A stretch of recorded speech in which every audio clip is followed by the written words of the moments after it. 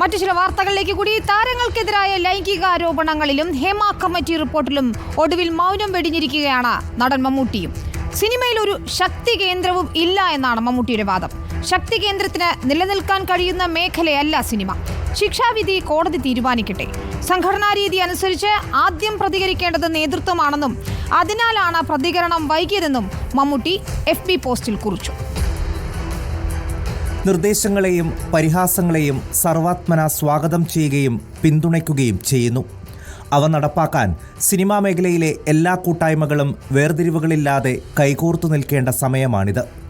ഉയർന്നുവന്ന ആരോപണങ്ങളിൽ അന്വേഷണം നടക്കട്ടെ. ശിക്ഷാവിധി കോടതി തീരുമാനിക്കട്ടെ. സിനിമയിൽ ഒരു ശക്തി കേന്ദ്രവുമില്ല. അങ്ങനെയൊന്നിന് നിലനിൽക്കാൻ പറ്റുന്ന രംഗവുമല്ല സിനിമ. അതാണ് മമ്മൂട്ടിയുടെ നിലപാട്.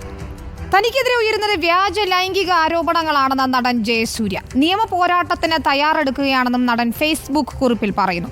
വ്യാജ ആരോപണങ്ങൾ തനിക്കും കുടുംബത്തിനും വേദനയുണ്ടാക്കി. അമേരിക്കയിൽ നിന്ന് തിരിച്ചെത്തിയ ശേഷം നിയമ പോരാട്ടവുമായി മുന്നോട്ടു പോകും. ആരോപണങ്ങൾ ഉയർന്ന ശേഷം ആദ്യമായാണ് നടൻ ജയസൂര്യയുടെ പ്രതികരണം വരുന്നത്. ഇന്ന് എൻ്റെ ജന്മദിനമാണ്. ആശംസകൾ നേർന്ന എല്ലാവർക്കും നന്ദി. ഒരു മാസത്തോളമായി കുടുംബസമേതം അമേരിക്കയിലാണ്.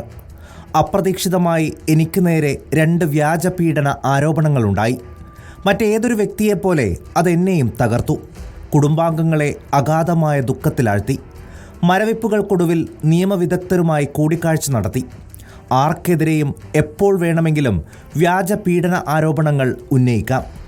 സത്യം ചെരുപ്പ് ധരിക്കുമ്പോഴേക്കും നുണ ലോകസഞ്ചാരം പൂർത്തിയാക്കും.